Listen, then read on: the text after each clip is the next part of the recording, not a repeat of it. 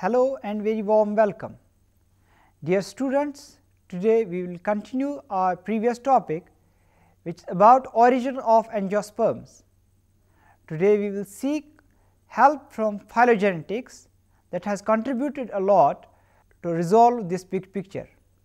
One of the most exciting recent developments in the study of angiosperm evolution has been the enormous progress made in elucidating angiosperm evolutionary history.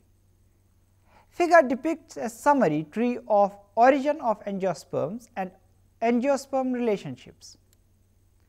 Phylogenetic analysis based on an ever increasing number of gene sequences have clearly and unequivocally established the first branches of extant angiosperm diversity.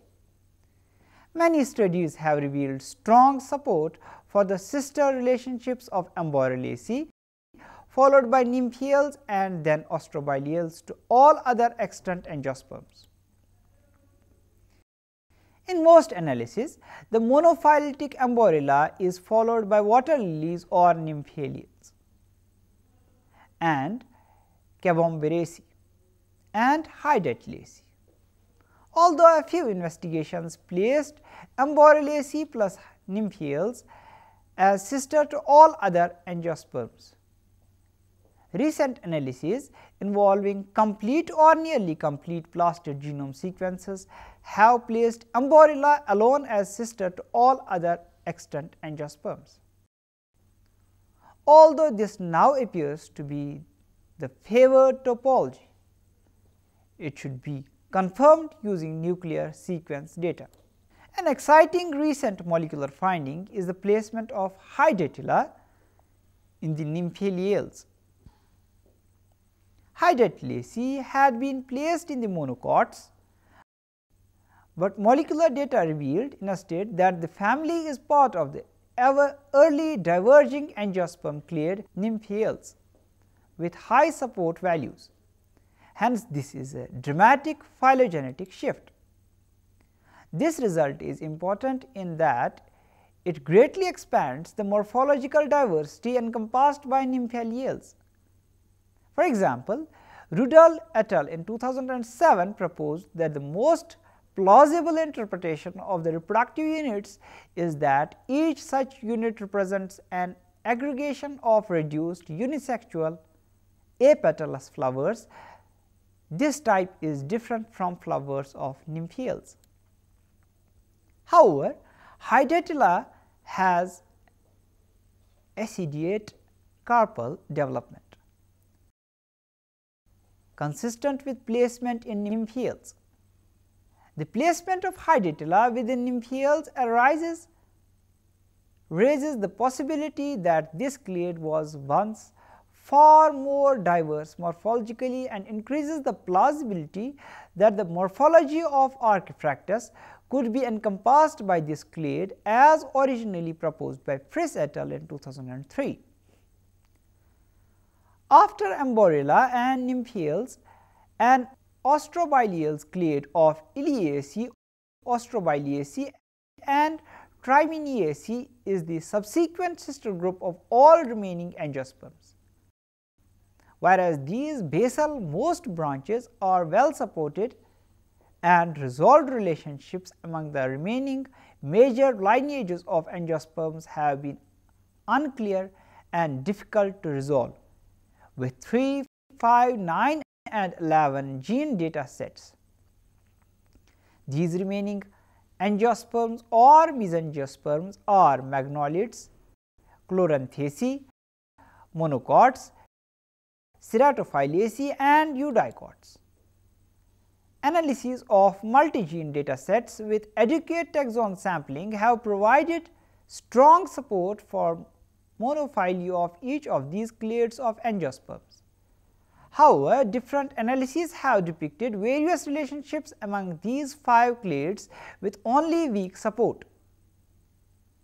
In contrast to early studies, recent analyses based on complete or nearly complete plastid genome sequences appear to resolve relationships among these 5 lineages of Mesangiospermi. After the grade of Embryula, nymphaeals and ostrobileals Chloranthacea and Magnoliids may form a clade that is sister to a large clade of monocots and Ceratophyllaceae plus eudicots.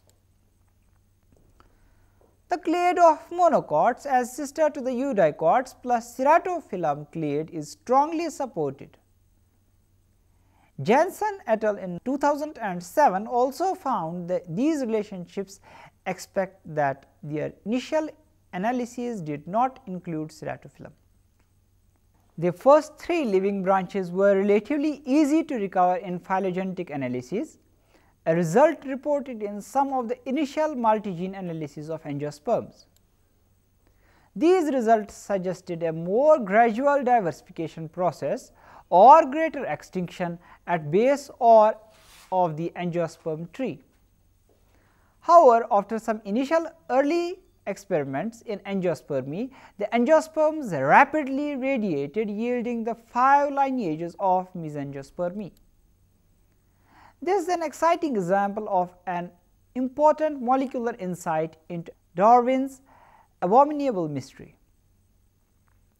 The fossil record certainly supports the presence of many diverse lineages early in angiosperm evolution, but phylogenetic analysis of extant angiosperms indicate that the radiation responsible for nearly all extant angiosperm diversity was not associated with the origin of angiosperms, but occurred after the diversification of Amborilla, nymphaeals and astrobiales.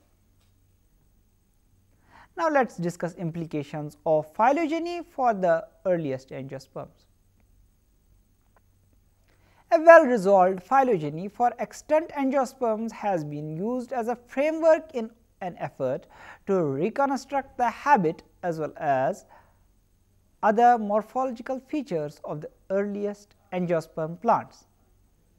As noted, Amborilla, which is sister to all other extant angiosperms, is woody, as are astrobiales.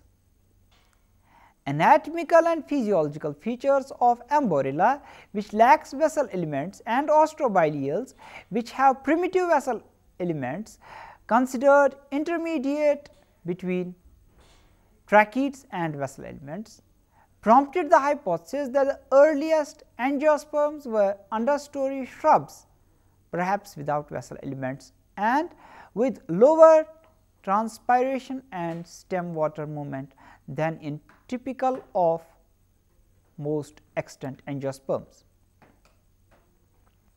Such plants occupied habitats referred to as dark and disturbed and prompted the hypothesis that the first angiosperms were understory shrubs living in partially shaded habitats that depended on canopy disturbance to open up new sites for colonization.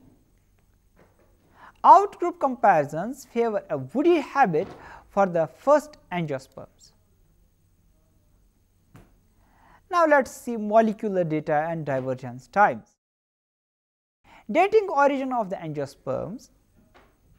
In an attempt to estimate the timing of angiosperm origins, various authors have used a variety of different molecular data sets and estimation procedures.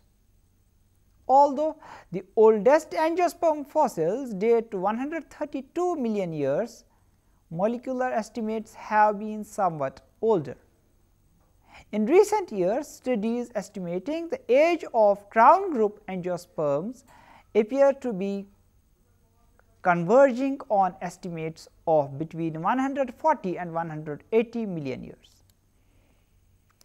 This apparent convergence in age estimation is probably due to the increased number of characters used as well as the use of new relaxed clock method that allows rates to vary across the tree. Also, recent studies have used multiple fossils as either calibrations or maximum and minimum age constraints. Extant members of old lineages represent recent diversifications. The divergence time estimates of Yu et al. 2005 suggest that the crown group nymphaeals date to the Eocene. Nymphaceae and Cabombaceae split at that point. Extant genera of Nymphaceae began to diversify in the late Eocene to early Oligocene, and the two extant genera of Cabombaceae diverged during the Miocene. These results indicate that extant nymphaeals diversified relatively recently, whereas the stem lineage to nymphaeals is old on the basis of fossil attributes to nymphaeals from early Cretaceous. Although the Frisch et al. Fossil attributed to Nymphaceae from the Middle Cretaceous may be best placed deeper in the Angiosperms, there is a distinct gap between the origin of nymphaeals and its diversification into modern lineage. It is important to note that diversification occurred in a narrow window. Many of the divergence of major clades of angiosperms occurred rapidly. For example, molecular dating techniques provide a time frame for the likely rapid diversification of 5 major lineages of Mesangiospermi, Magnoliids, Monocots, Chloranthaceae, Eudicots, and Ceratophyllaceae. This diversification ultimately yielded perhaps 97% of all angiosperm species was rapid, occurring over a span perhaps no more than 5 million years.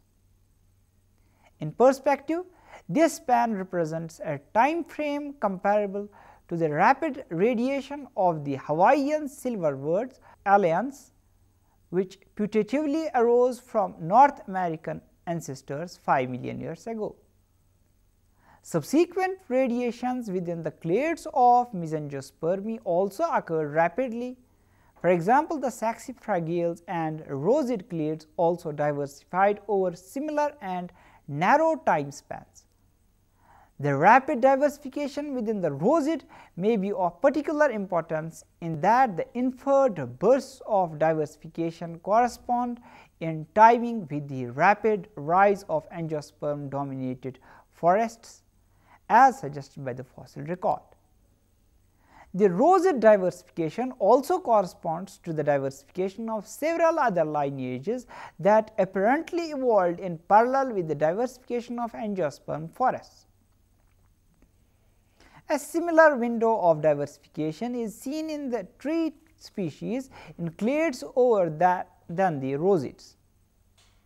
Cornels of the Ascidiate clade also appears to have diversified during the same window of time as did the woody members of saxifragales. With this, we conclude the lecture on origin of angiosperms. We studied many theories and hypotheses that have been proposed from time to time. We also came to know about recent advances and trends in the studies on origin of angiosperms like fossils, phylogenetics, and molecular data and divergence times. Hope you enjoyed the topic. Thank you.